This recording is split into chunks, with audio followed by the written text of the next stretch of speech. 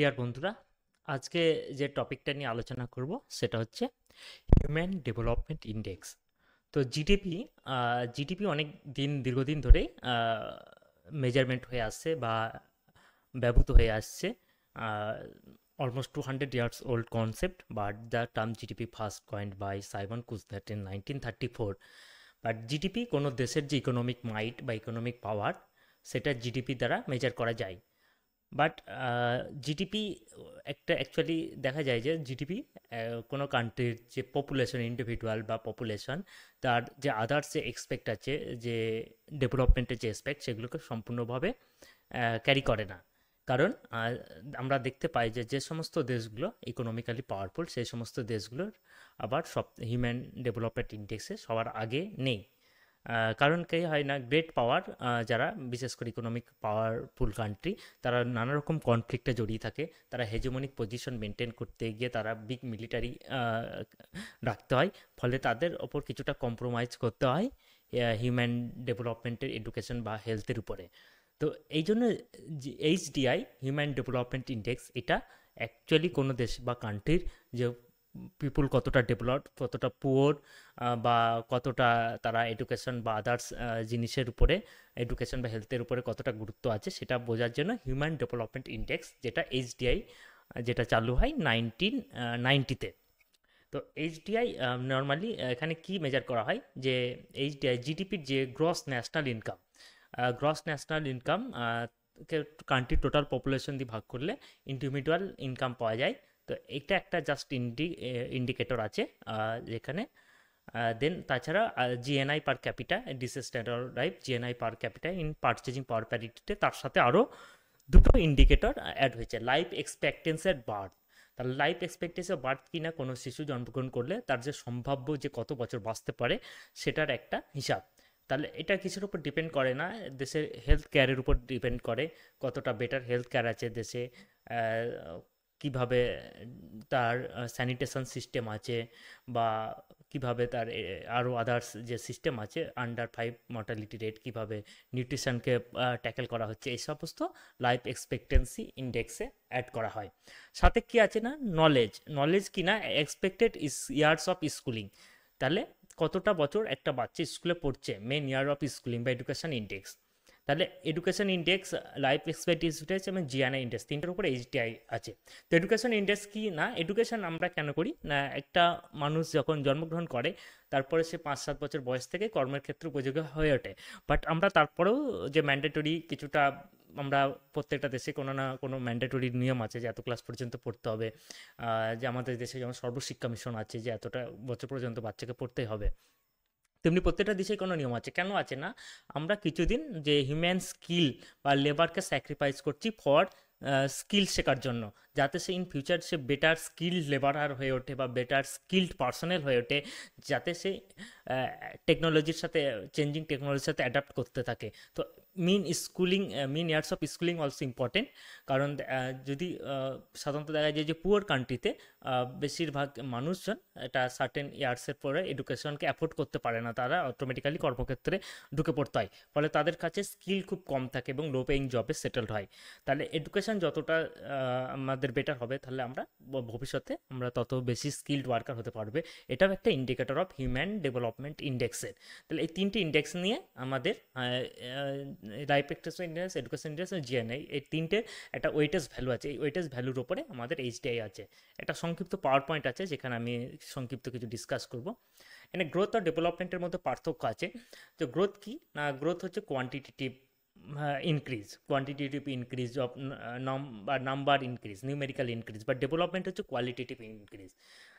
যদি আমি বলি যে মেডিকেল টার্মে যদি বলি, যে একটা শিশু যখন জন্মগ্রহণ করছে, তার গ্রোথ হচ্ছে, যদি তার বডি মাস, সে গ্রোথ কীভাবে হয় না, বাচ্চাদের সেল ডিভিশনের মধ্যে হয়, তার বডি মাস বাড়ে।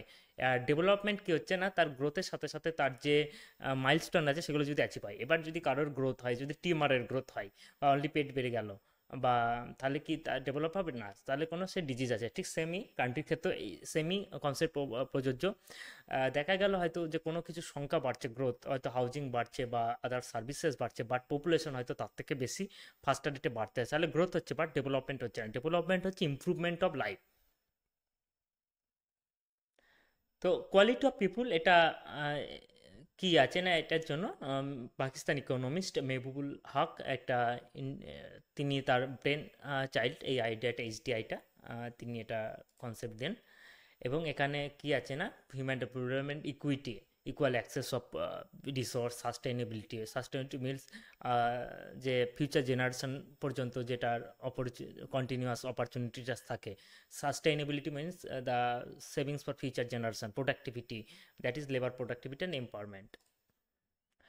তা এইচডিআই আছে কি না এখানে, যে statistical, life expectancy, education and per capital indicator যেটা আমি প্রথমে ডিসকাস করলাম সেখানে সেটা।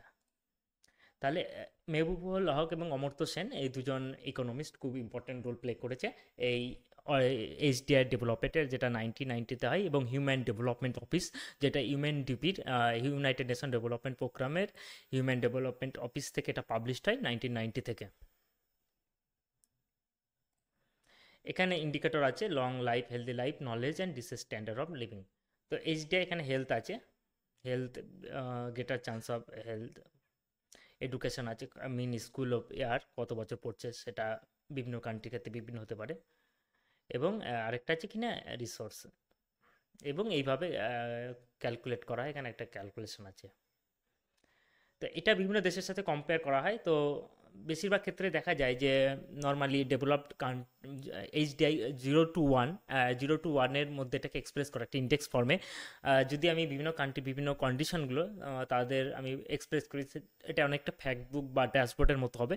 তো ফ্যাক্ট বুক বা ড্যাশবোর্ড ইজিলি আমরা রিপ্রেজেন্ট করতে পারি না বা র্যাঙ্কিং করতে পারি না। এই র্যাঙ্কিংয়ের জন্য একটা 0 to 1 হিসাবে একটা 0 to 1-এর মধ্যে র্যাঙ্ক করা হয়। 1 মানে আলটিমেট ম্যাক্সিমাম স্কোর, মানে পারফেক্টলি ডেভেলপড কান্ট্রি, এবং 0 মানে একেবারেই পুরো নো ডেভেলপড। তো 0 বা 1 কোনো কান্ট্রি নেই, বাট বেশিরভাগ নর্ডিক কান্ট্রি যেমন Norway, Sweden, Finland, Iceland, Denmark বা হংকং, অস্ট্রেলিয়া, আয়ারল্যান্ড এটসেট্রা, এই কান্ট্রিগুলো এইচডিআই প্রচুর উপরে থাকে।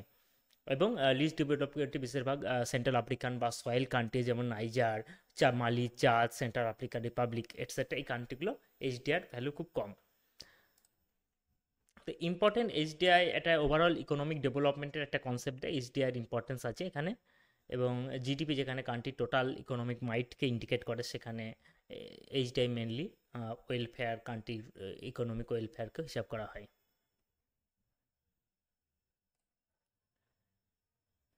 কিছু লিমিটেশনস আছে। ভুটানের ক্ষেত্রে কি আছে না, Bhutan gross national of happiness আইডিয়াটা নিয়েছেন। ভুটানের যে কিং আছেন তিনি তার এটা তিনি ম্যাটেরিয়াল প্রোগ্রেস বা টেকনোলজিক্যাল অ্যাডভান্সমেন্ট ছাড়াও তিনি স্পিরিচুয়াল কনসিডারেশনকে ধরেছেন, যেটা গ্রস হ্যাপিনেস ইন্ডেক্স মাধ্যমে প্রকাশ করা হয়। এইচডিআই কনক্লুশন কিছু overall index of economic development এবং বিভিন্ন some important issues are missing in HDI such infrastructure, some economic factors etc. তো এটাই আমার মেনলি এইচডিআই সম্পর্কিত যে আমার যে প্রেজেন্টেশন, সেটা এখানে এইচডিআই সম্পর্কে সংক্ষিপ্ত কিছু বলা হলো। তো পরে আবার অন্য একটা টপিক নিয়ে আমি ফিরে আসবো। থ্যাংক ইউ বন্ধুরা।